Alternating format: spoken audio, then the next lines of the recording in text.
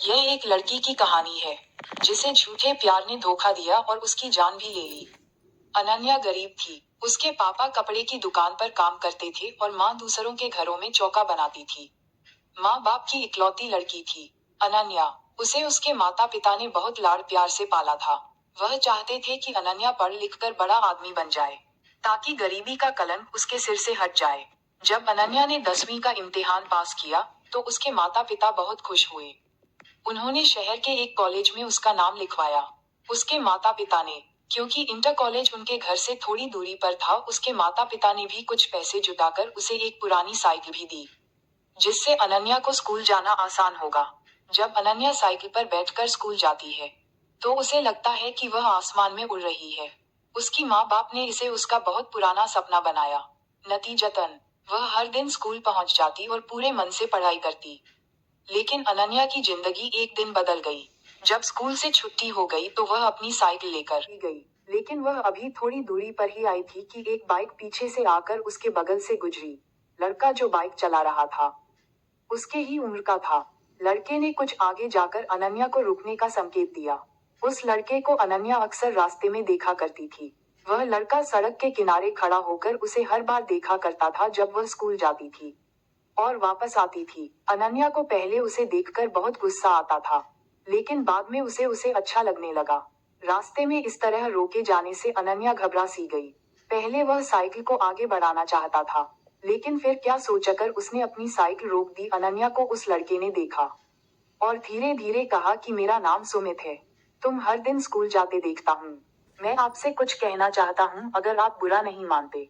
अनन्या ने सिर्फ इतना ही कहा, मैं तुमसे बहुत प्यार करता हूँ। सुमित ने मुट्ठी बंद करते हुए शर्ट की जेब से एक गुलाब की कली निकालकर उसके हाथ में रख दी। तुम्हारे बारे में हर समय सोचता रहता हूँ, चाहे उठूं, बैठूं या सो जाऊं। अनन्या ने सुमित को चुप कर दिया, हालांकि वह और भी कुछ कहना चाहता था। फिर सुमित ने अनन्या की ओर देखा और पूछा, क्या तुम मेरा प्यार मानते हो? अनन्या शर्मा गई। हाँ में उसने चुपचाप गर्दन हिलाई। साथ ही साइकिल पर बैठकर तेजी से साइकिल पर अपने घर चली गई। अनन्या और सुमित की बातचीत इस तरह शुरू हुई। उसके लिए जीने मरने की कस्में खाते हुए सुमित हर दिन उसके लिए कुछ न कुछ लाता है।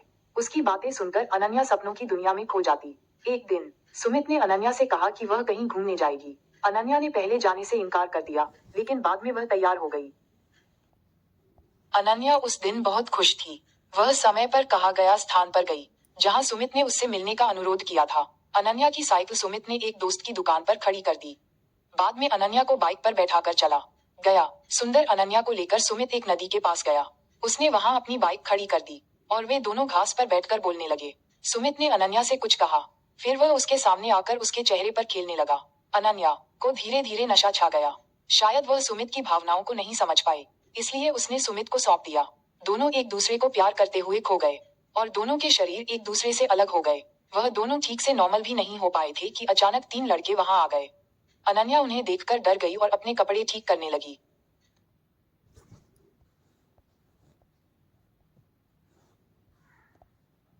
ये देखते ही एक लड़के ने उसका हाथ पकड़ लिया और उसे अपने पास खींचते हुए पूछा, इतनी जल्दी क्या हुआ?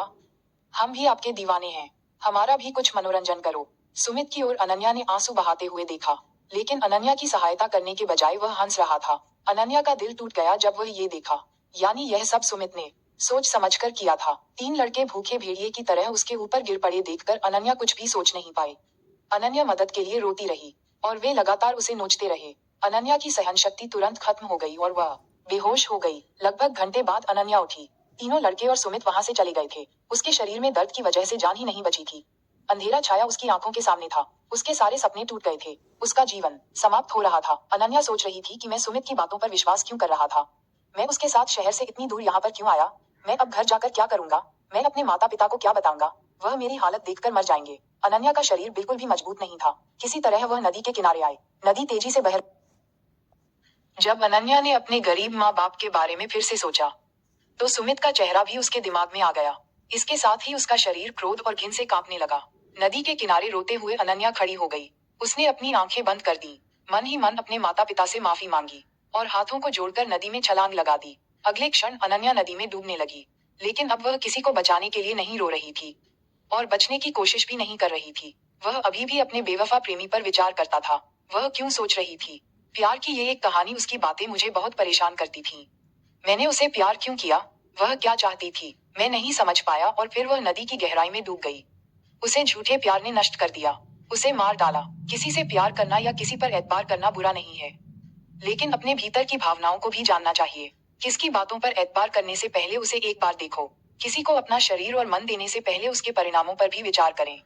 अनन्या की तरह आप भी धोखा खा सकते हैं अगर आप नहीं करते। उसकी तरह आप भी ठगे जा सकते हैं। ऐसे लोगों से आपको क्या कहना चाहिए? इस तरह उसका प्यार हमेशा के लिए खो गया। लेकिन उसकी कहानी हमें एक महत्वपूर्ण सबक सिखाती है। अपने जीवनसाथी को चुनते समय सावधानी और समझदारी से काम लेना चाहिए। प्यार में अंधे होकर हम अपने जीवन को बर्बाद कर सकते हैं। इसलिए आइए हम अपने दिल की आवाज सुनें और अपने जीवनसाथी को चुनने से पहले अच्छी तरह से विचार करें। एक सच्चा साथी आपको सहारा देता है, आपको समझता है और आपके साथ खड़ा रहता है। इसलिए आइए हम अपने जीवन में ऐसे लोगों को चुनें जो हमारे लिए सचमुच महत्वपूर्ण हों।